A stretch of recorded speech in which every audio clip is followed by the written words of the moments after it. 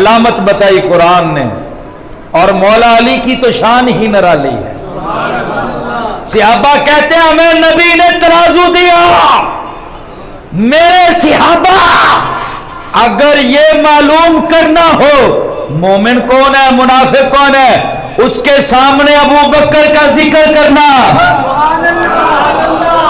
صحابہ اگر معلوم کرنا ہو مومن کون ہے شیطان کون ہے، اس کے آگے میرے عمر کا ذکر کرنا۔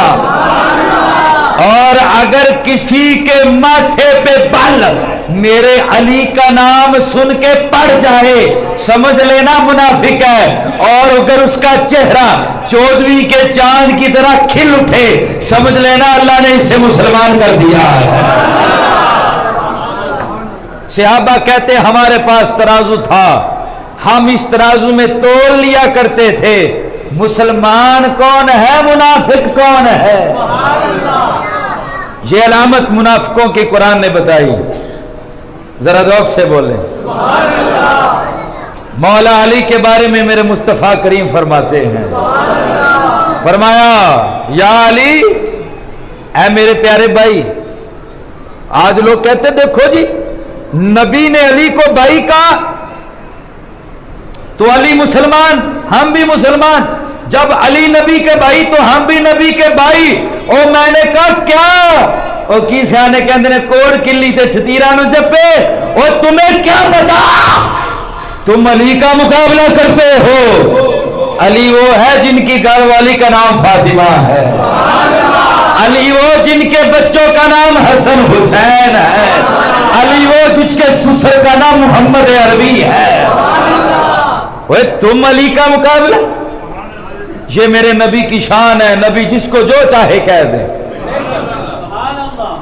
سرکار نے فرمایا علی ماں کا یوم القیامہ آسان آسائی الجنہ تزور بہا المنافق عن الحوض۔ سرکار فرماتے علی میں دیکھ رہا ہوں، میں دیکھ رہا ہوں۔ کس کو دیکھا؟ یہ موسیٰ سے پوچھے کوئی، آنکھوں والوں کی ہمت پہ لاکھوں سلام۔ اور کوئی غیب کیا تم سے نہاں ہو بلا، جب خدا ہی نہ چھپا تم پہ کروڑوں درود۔ علی میں دیکھ رہا ہوں قیامت کے دن تیرے ہاتھ میں جنت کا ڈنڈا ہوگا، تیرے ہاتھ میں جنت کا ڈنڈا ہوگا، عصا ہوگا۔ یا رسول اللہ کیا ہوگا اس کے ساتھ؟ فرمایا تزور بہا المنافق، جو بندہ بھی میں حوض کوثر کے جام پلا رہا ہوں گا، ابو بکر کے ہاتھ میں بھی جام ہوگا، عمر بھی پلا رہا ہوگا، علی تیرے ہاتھ میں ڈنڈا ہوگا۔ یا رسول اللہ اس کا فائدہ کیا ہے؟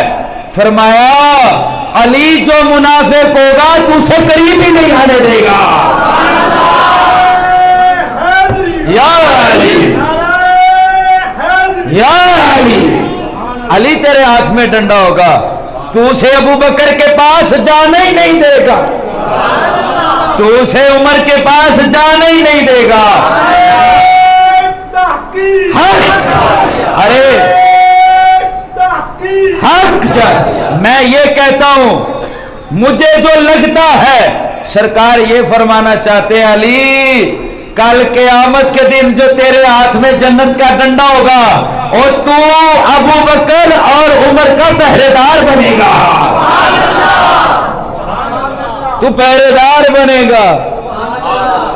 وہ اورنگزیب بادشاہ تھا نا، فقیر کے دربار پہ چلا گیا تو دیکھا کہ دربان بیٹھا ہوا ہے، فقیر کے دروازے پہ دربان چوکیدار پہرے دار بیٹھا ہے، تو بادشاہ کہتے ہیں در درویشا دربان نہ باید۔ اچانک یاد آیا، بادشاہ کہتے ہیں در درویشا دربان نہ باید، کہا تو اللہ کا ولی ہے اور ولیوں کے دربار پہ چوکیدار؟ اللہ فرماتا ہے لا خوفن ولی، لا خوف ہوتا ہے اسے ڈر نہیں خوف نہیں، پھر چوکیدار کالے لئی در درویشاں دربان نباید، دربان نہیں ہونا چاہیے. فقیر موج میں بیٹھا تھا, کہتا ببایت تاکہ سگے دنیا نہ آید. وہ کہندا ہے ہاں دربان ہونا چاہیے تاکہ دنیا دا کوئی کتا سیدھا نہ جاوے, تاکہ دنیا دا کتا نہ اندر آ جاوے. اس واسطے ولیاں دے بوئے تے چوکیدار ہونا چاہیے, کیونکہ جو ابو بکر کی بارگاہ میں چلا گیا اسے جام کوثر مل جائے گا, جو عمر کی بارگاہ میں چلا گیا مصطفیٰ کے ہاتھوں سے جام کوثر مل جائے. علی منافق ہے, علی منافق ہے, تیرا ڈنڈا فیصلہ کر دے گا, تو اسے قریب آنے نہیں دے گا. معلوم ہوا اللہ تعالیٰ جب کسی کو اپنی رحمت سے دور کرنا چاہتا ہے اسے اپنے بندوں سے دور کر دیتا ہے. اور یہ منافقوں کی علامت ہے. اگر ذوق ہو تو ایک اور علامت نہ سنا دوں. مجھے دوست کہتے ہیں وقت اوپر ہو جاتا ہے, وقت اوپر ہو جاتا ہے. میں نے کہا جیڑا نبی دی یاد تے ٹائم اتے لگنا قبول بھی ہو ہی ہونا ہے. توجہ نہیں فرمائی. ایک اور علامت بتا دوں ذوق ہو تو. اصول یاد رکھنا, میں نے اصول بول دیا. جب اللہ تعالیٰ کسی کو معاف کرنا چاہتا ہے, بخشنا چاہتا ہے, چھوڑنا چاہتا ہے, اسے اپنے بندوں کے قریب کر دیتا ہے. اور اللہ تعالیٰ کسی پہ غضب فرمانا چاہے, اپنی رحمت سے دور کرنا چاہے, اللہ تعالیٰ اسے اپنے یاروں سے دور کر دیتا ہے. ذوق ہو تو قرآن سے سنا دیتا ہوں. یہ قرآن نے کہا, میں نے نہیں کہا, یہ قرآن نے کہا. رئیس المنافقین عبداللہ بن ابی نے جب گستاخی کی کہ میرے نبی علیہ السلام کی, صحابہ نے پکڑ لیا, وہ مکر گیا. اسی کے دوستوں نے کہا وہ تمہیں نبی کی بارگاہ میں لے جائیں, آؤ تمہیں نبی کی بارگاہ میں لے جائیں. منافق تھا, کہندا نہیں میں نبی دی بارگاہ سے نہیں جانا, میں نہیں جانا, میں نہیں جانا. قرآن کہتا ہے وَإِذَا قِيلَ لَهُمْ تَعَالَوْا يَسْتَغْفِرْ لَكُمْ رَسُولُ اللَّهِ لَوَّوْا رُؤُوسَهُمْ وَرَأَيْتَهُمْ يَصُدُّونَ وَهُمْ مُسْتَكْبِرُونَ. جب اسے کہا جائے نا آؤ تمہیں نبی کی بارگاہ میں لے جائیں, وہاں پہ جو بھی جاتا ہے بخش دیا جاتا ہے. قرآن کہتا ہے وہ منافق تھا, اس نے کہا میں نبی کی بارگاہ میں نہیں جاؤں گا, میں نہیں جاؤں گا. منہ بگاڑا, اوروں کو بھی روکا, اوروں کو بھی روکا, نبی کی بارگاہ میں نہ جانے دیا. یہ قرآن کہتا ہے. بخاری شریف کی حدیث مجھے یاد آئی, سرکار نے حضرت ابو ہریرہ کو صدقے کے مال پہ جمع کیا, شیطان نے آ کر رات کو چوری کی, بھاگنے لگا, ابو ہریرہ نے پکڑ لیا, کہا تمہیں نبی کی بارگاہ میں لے کر جاؤں, کہنا نہیں اتھے نہ لے کے جائیں, مینوں واسطہ ہی تیرے خدا دا تیرے نبی دا واسطے دے کے چھڑ دیتا گیا. دوجی رات سرکار نے فرمایا پھر آوے گا, انہوں پھر پھڑ لیا, پھر واسطے دیتے, پھر چھڑتا. تیجے دن فرمایا ہوں نہیں چھڑنا, ہوں تینوں سرکار دی بارگاہ چ لے جانا ہے. امام بخاری کہتے ہو, کہندا نہیں میں نبی دی بارگاہ چ نہیں جانا, پر تینوں وظیفہ دس دینا.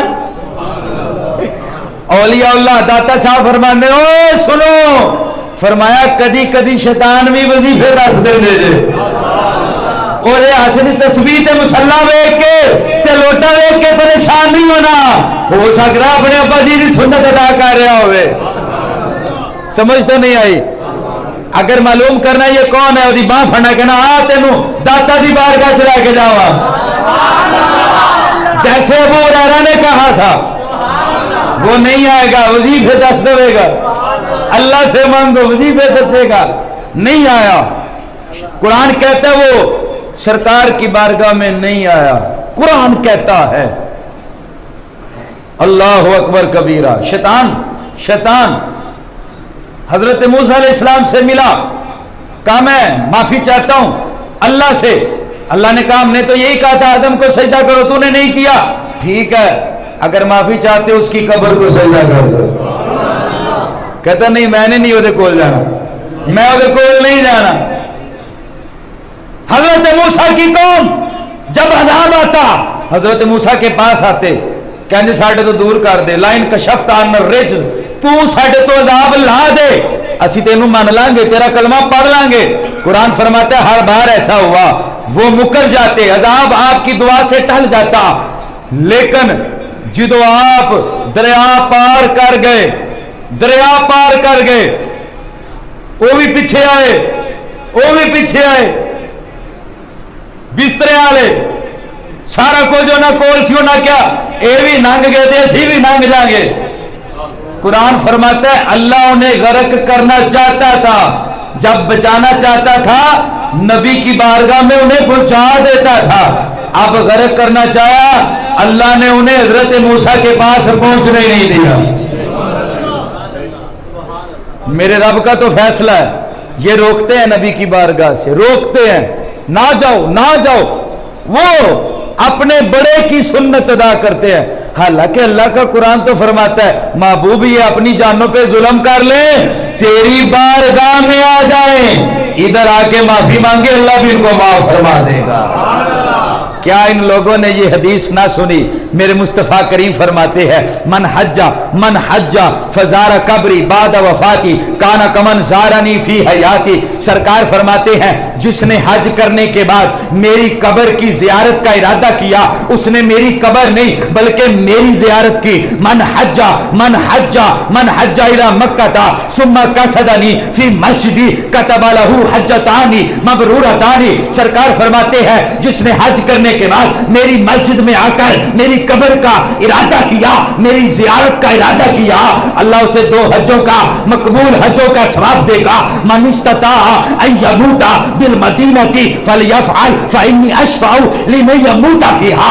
سرکار فرماتے ہیں جس سے ہو سکے آ کر دنیا سے آ کر میرے مدینے میں مر جائے. سرکار فرماتے ہیں جو دنیا سے آ کر میرے مدینے میں مر گیا, سرکار فرماتے ہیں میں قیامت کے دن اس کی شفاعت کر دوں گا. من زارا قبری وجبت لہو شفاعتی. سرکار فرماتے ہیں جس نے میری قبر کی زیارت کر لی اس کی شفاعت مجھ پہ واجب ہو گئی. تم روکتے ہو وہ بلاتے ہیں, مطلب یہ نہیں کہ تم طاقتور ہو لوگوں کو روک لیتے ہو, نہیں, میرے رب کا فیصلہ یہ ہے اللہ جسے بخشنا چاہتا ہے اسے مدینے بلا لیتا ہے.